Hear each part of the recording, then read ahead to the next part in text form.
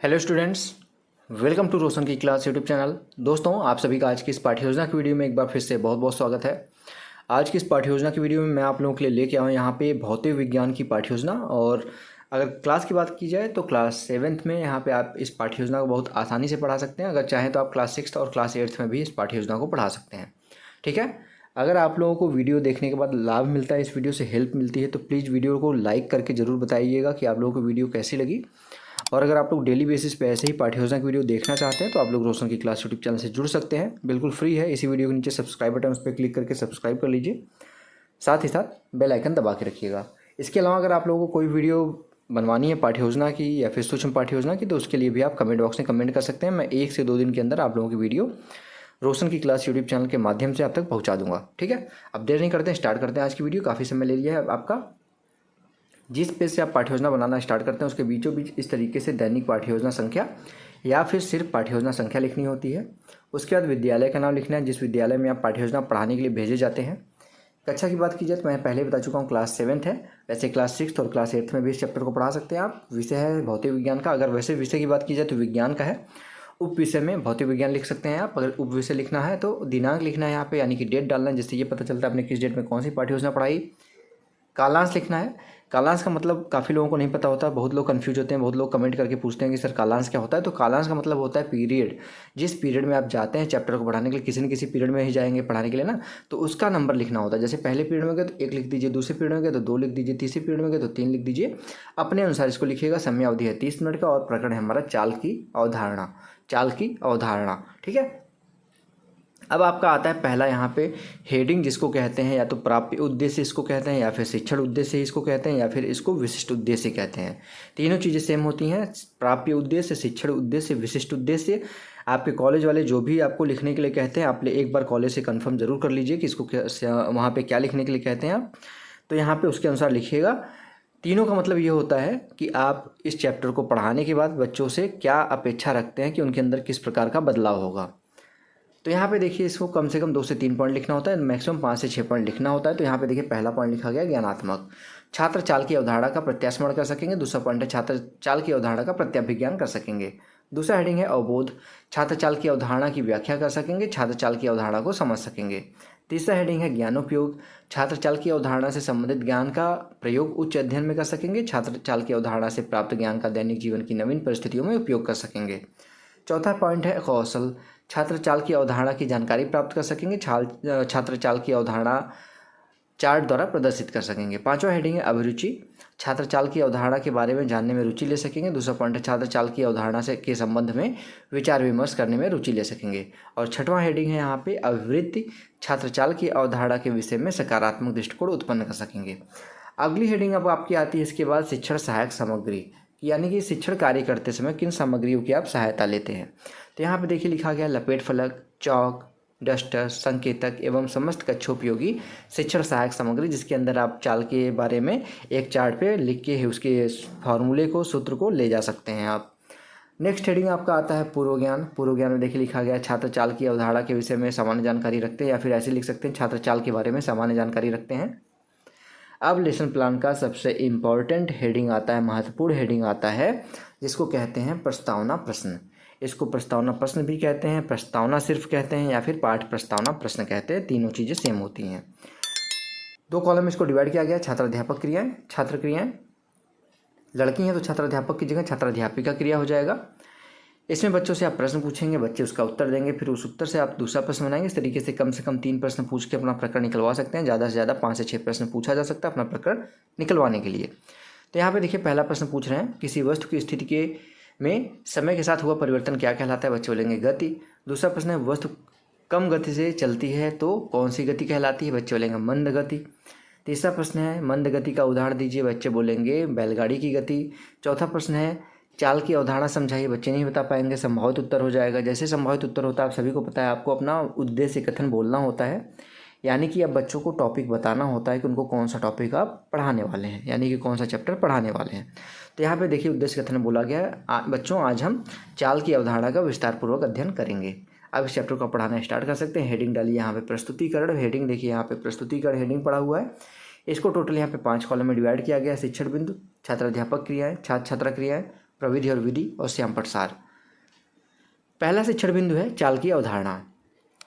विकासात्मक प्रश्न है, हम एक स्थान से दूसरे स्थान पर जाने हेतु किन साधनों का प्रयोग करते हैं? बच्चे लेंगे साइकिल, बस, स्कूटर, रेलगाड़ी। दूसरा प्रश्न है, इनमें से किस साधन का उपयोग लंबी दूरी के लिए करते हैं? बच्चे लेंगे रेलगाड़ी का। तीसरा प्रश्न है, रेलगाड़ी की चाल किस प्रकार मापते हैं? बच्चे नहीं बता पाएंगे, संभावित उत्तर हो जाएगा ये प्रश्नोत्तर प्रविधि है। तो प्रश्नोत्तर प्रविधि देखिए यहाँ पे लिखा गया है। अब यहाँ पे आगे बढ़ते हैं, इसके बारे में बताएंगे बच्चों को। छात्राध्यापक कथन में, यदि निश्चित समय में एक वस्तु दूसरी वस्तु ब, ठीक है, ब से अधिक दूरी तय करती है, यहाँ से हो जाएगा, ठीक है, ब से अधिक दूरी तय करती है तो हम कह सकते हैं कि वस्तु अ की गति ब से तीव्र है। किसी सरल रेखा के अनुदिश गति करने वाली वस्तु की चाल परिवर्तित होती रहती है तो चाल असमान चाल कहलाती है। यदि कोई वस्तु किसी सरल रेखा में की अनुदिश नियत चाल से गति कर रही होती है तो उस चाल को समान गति कहलाती है। छात्र वाले कॉलम में लिखा गया है, विद्यार्थी ध्यानपूर्वक सुनेंगे तथा मुख्य बिंदुओं को अपनी अभ्यास पुस्तिका में लिखेंगे। ये व्याख्यान विधि था, व्याख्यान विधि लिख दीजिए और श्यामपट्ट पे जो आपने अभी व्याख्या दिया ना उसमें से इंपॉर्टेंट पॉइंट जो है उसको श्यामपट्ट पे लिख दीजिए। किसी वस्तु द्वारा एकांक समय में तय की गई दूरी को उस वस्तु की चाल कहते हैं। चाल बराबर होता है कुल वस्तु की तय की गई दूरी बटे लिया गया कुल समय। दूरी बराबर चाल बटे यहाँ पे समय हो जाएगा, समझ गए। इसके बाद आगे आता है बहुत प्रश्न। जब वस्तु सरल रेखा में के अनुदिश नियत चाल से गति करती है तो इस प्रकार की गति को क्या कहते हैं? बच्चे बोलेंगे एक समान गति।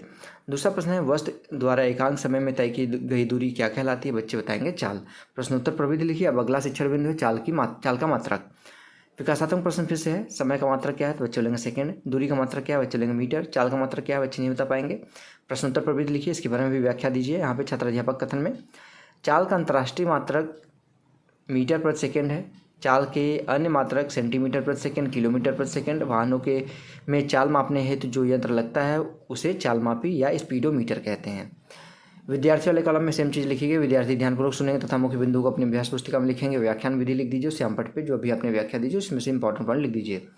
चाल का अंतर्राष्ट्रीय मात्रक मीटर प्रति सेकेंड, वाहनों की गति किलोमीटर प्रति सेकेंड में यहाँ पे चालमापी द्वारा मापा जाता है। बहुत प्रश्न है, बहुत प्रश्न में देखिए, चाल का मात्रक क्या है? बच्चे बोलेंगे मीटर प्रति सेकेंड। दूसरा प्रश्न है, वाहनों की गति किस यंत्र द्वारा मापी जाती है? बच्चे बोलेंगे चालमापी या फिर स्पीडोमीटर द्वारा। प्रश्नोत्तर प्रविधि लिखिए। अब तीसरा शिक्षण बिंदु है दूरी समय ग्राफ, ठीक है। विकासात्मक प्रश्न फिर से है, दूरी को किस मात्रक द्वारा मापा जाता है? बच्चे बोलेंगे मीटर या फिर किलोमीटर के द्वारा। दूसरा प्रश्न है, किलोमीटर में किस प्रकार की दूरी मापते हैं? बच्चे बोलेंगे लंबी दूरी को। तीसरा प्रश्न है, दूरी समय ग्राफ किस आकृति का होता है? तो बच्चे नहीं बता पाएंगे, संभावित उत्तर है। प्रश्नोत्तर प्रविधि लिखिए, फिर से इसकी व्याख्या देंगे आप छात्राध्यापक कथन में। यदि दूरी समय ग्राफ एक सरल रेखा है तो यह संकेत करता है कि वस्तु नियत चाल से गति कर रही है, परंतु यदि किसी वस्तु की चाल लगातार परिवर्तित होती है तो ग्राफ की आकृति कुछ अन्य प्रकार की हो सकती है, ठीक है। यहाँ पे विद्यार्थी ध्यानपूर्वक सुनेंगे तथा मुख्य बिंदु को अपनी अभ्यास पुस्तिका में लिखेंगे। व्याख्यान विधि लिख दीजिए और यहाँ पे श्यामपट्ट पे, नियत चाल से गतिशील वस्तु का दूरी समय ग्राफ एक सरल रेखा होता है। बहुत प्रश्न आता है। अब बहुत प्रश्न देखिए, पहला प्रश्न पूछा गया है, दूरी समय ग्राफ सरल रेखा में कब होता है? बच्चे बोलेंगे जब वस्तु की नियत चाल से गतिशील हो। दूसरा प्रश्न है, चाल परिवर्तन के साथ ग्राफ की आकृति कैसी हो जाती है? बच्चे बोलेंगे परिवर्तित हो जाती है, जैसे जैसे आपका चाल बढ़ेगा वैसे परिवर्तित हो जाएगी। प्रश्नोत्तर प्रविधि लिखिए प्रविधि वाले कॉलम में। अब आगे बढ़ते हैं, यहाँ पे आपका प्रस्तुतिकरण समाप्त होता है। आपका आता है मूल्यांकन प्रश्न। मूल्यांकन प्रश्न में देखिए, यहाँ पे आप बच्चों से जो आपने पढ़ा है उसमें से कुछ इंपॉर्टेंट प्रश्न पूछ लीजिए। यहाँ पे पहला प्रश्न है वस्तुनिष्ठ यानी कि बहुविकल्पी। वस्तु द्वारा एकांक समय में तय की गई दूरी कहलाती है, तो बच्चे बता देंगे चाल। दूसरा प्रश्न, दूरी को डैश डैश डैश मात्रक द्वारा मापा जाता है, तो बच्चे बोलेंगे मीटर द्वारा।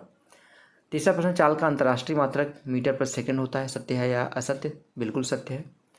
चौथा प्रश्न है, चाल का क्या मात्रक क्या है? पांचवा प्रश्न है, समान चाल किसे कहते हैं? लास्ट हेडिंग आपका आता है हेडिंग गृह कार्य यानी कि होमवर्क। बच्चों को घर से करके लाने के लिए होमवर्क यहाँ पे दिया जाता है इसके अंतर्गत। तो यहाँ पे देखिए एक प्रश्न दिया गया है, दूरी समय ग्राफ समझाइए, और यहाँ पे पर्यवेक्षक अपनी अब यहाँ पे समाप्त होता है। पर्यवेक्षक यहाँ पे अपनी टिप्पणी करेगा, यानी कि आपने जो पढ़ाया उसमें से कुछ कमियाँ होंगी तो उसको लिखेगा, कुछ सुझाव होंगे तो उसको लिखेगा वहाँ पे। तो ये हो जाएगा पूरा का पूरा आज का लेसन प्लान कंप्लीट। आशा करता हूँ कि आप लोगों को आज की वीडियो से लाभ जरूर मिला होगा। इस वीडियो की अगर पीडीएफ चाहिए बिल्कुल फ्री में, तो आप लोग रोशन की क्लास टेलीग्राम चैनल से जाके इस पीडीएफ को बिल्कुल फ्री में डाउनलोड कर सकते हैं। वहाँ पे मैं वीडियो की लिंक के नीचे ये पीडीएफ अपलोड कर दूँगा, ठीक है। और अगर आप लोगों को आज की वीडियो अच्छी लगी तो कमेंट बॉक्स में कमेंट करके या फिर लाइक बटन दबा के आप लोग बताइए कि आप लोगों को वीडियो कैसी लगी। और डेली बेसिस पे इसी तरीके की पाठ्य योजना की वीडियो या फिर सूक्ष्म पाठ्य योजना की वीडियो देखने के लिए रोशन की क्लास यूट्यूब चैनल को सब्सक्राइब कर लीजिए, साथ ही साथ बेल आइकन दबा के रखिए। तो स्टूडेंट्स, मिलते हैं नेक्स्ट वीडियो में, तब तक के लिए आप सभी का बहुत बहुत धन्यवाद। जय हिंद, वंदे मातरम।